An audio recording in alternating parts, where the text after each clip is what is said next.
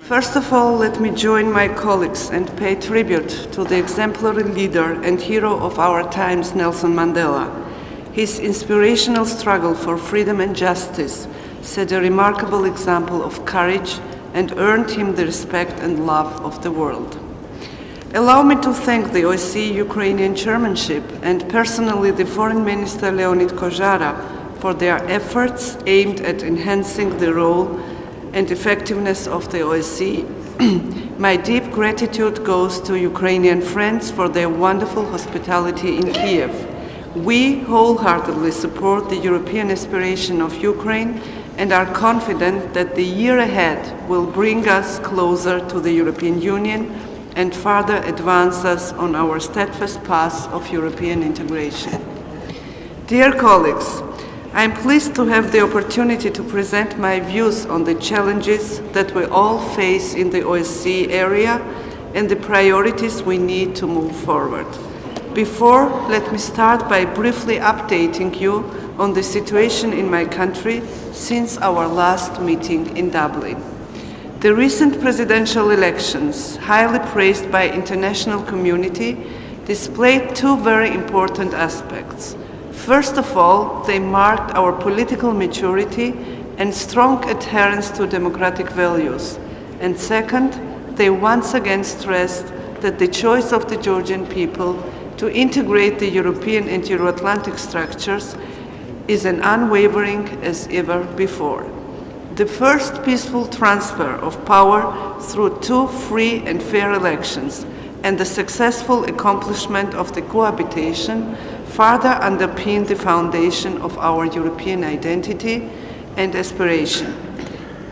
Since October 2012, we are advancing on the path of democratic reforms based on our active cooperation with the international community and the increased participation of civil society.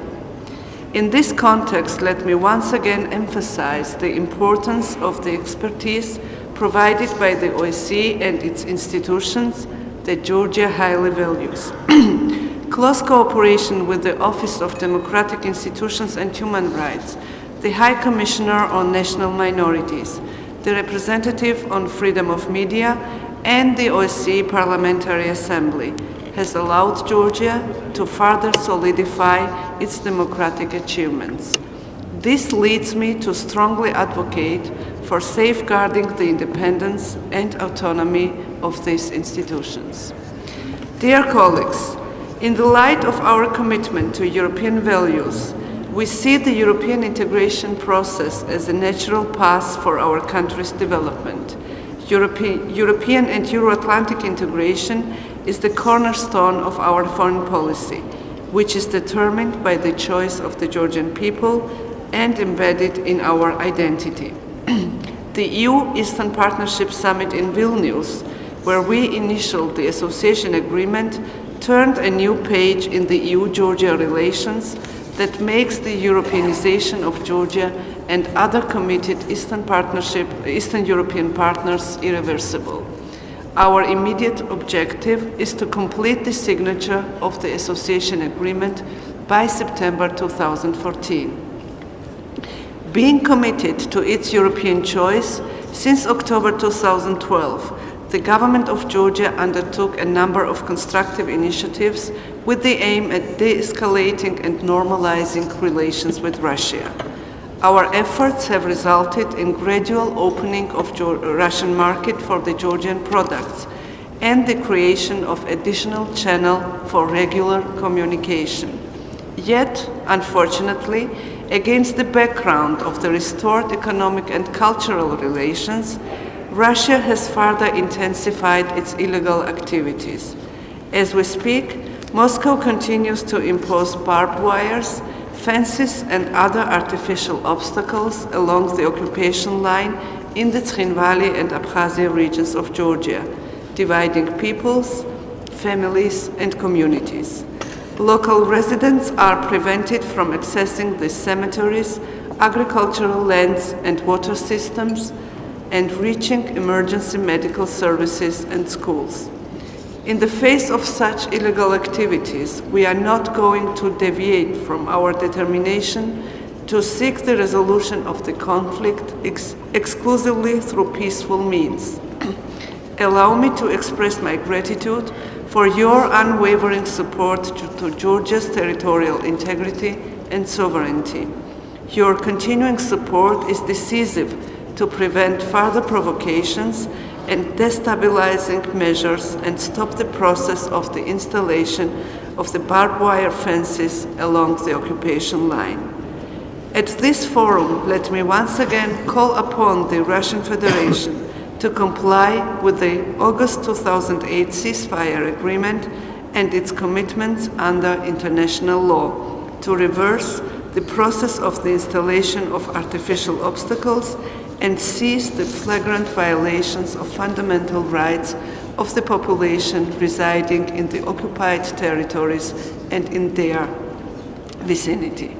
I am profoundly disappointed that yesterday, due to Russia's refusal to advance constructively, we have once again missed an opportunity to strengthen OSCE's contribution to the peaceful resolution of the Russia-Georgia conflict through providing support to the Geneva international discussions.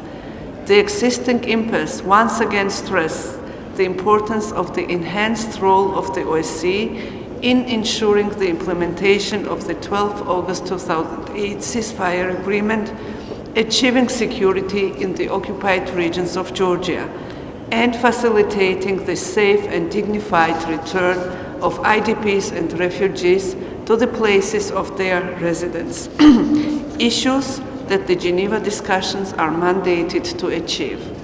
Furthermore, we need intensified diplomatic efforts to pursue the Russian Federation to reciprocate to Georgia's unilaterally, legally binding commitment on non-use of force, undertaken by the President in November 2010 and reiterated by the new Parliament of Georgia in March 2013, with the aim to prevent the further deterioration of the human rights situation on the ground and overcome the humanitarian deadlock.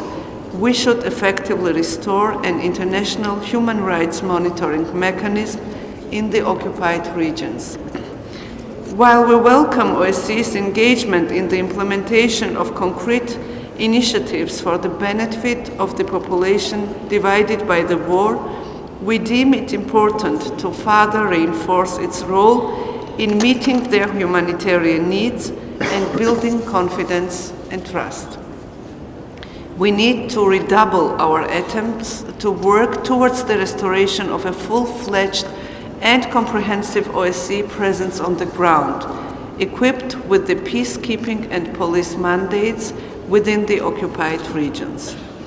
Let me express hope that the upcoming Swiss chairmanship will be resolute in successfully addressing these tasks. While we all recognize the immense importance of maintaining the wide-ranging dialogue among the participating states of the OSCE in this floor, we all agree that the ultimate test of the effectiveness of the OSCE is the concrete and tangible results. Statements of goodwill should be translated into specific actions. Organization's mandate needs to be fulfilled in its increased ability.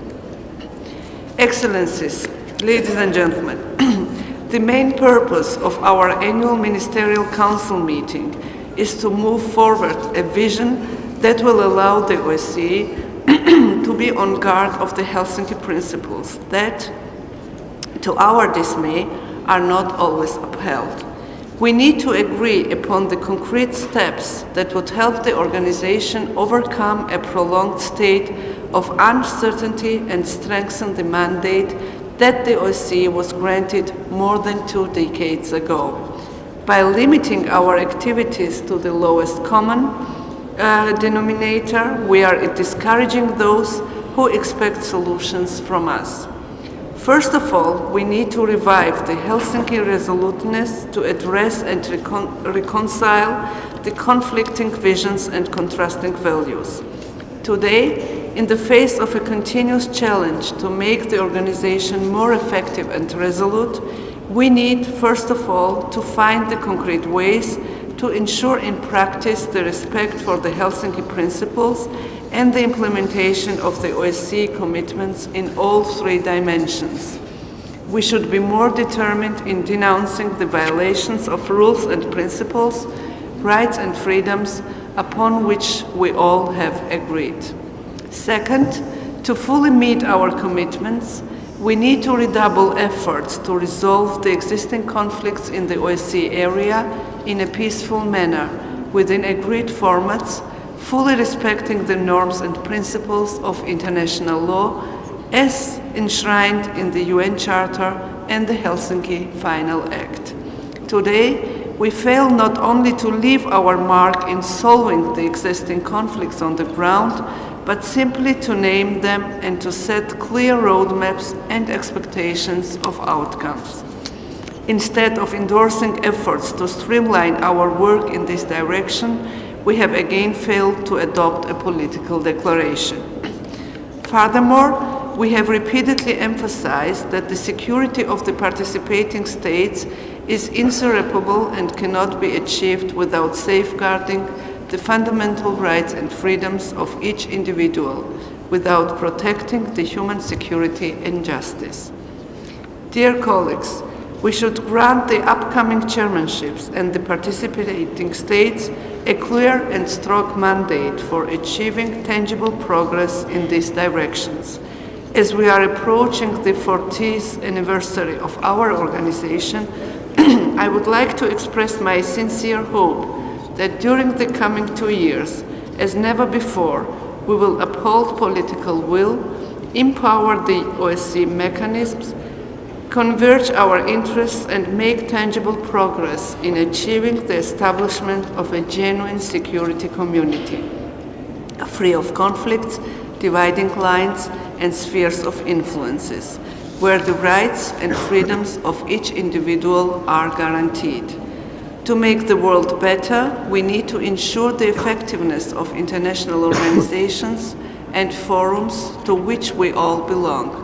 Therefore, we hope that the Helsinki Plus 40 process will help us make tangible steps in this direction. Let me wish our Swiss colleagues strong spirit and success in dealing with the pending tasks within the OSCE area in the coming years.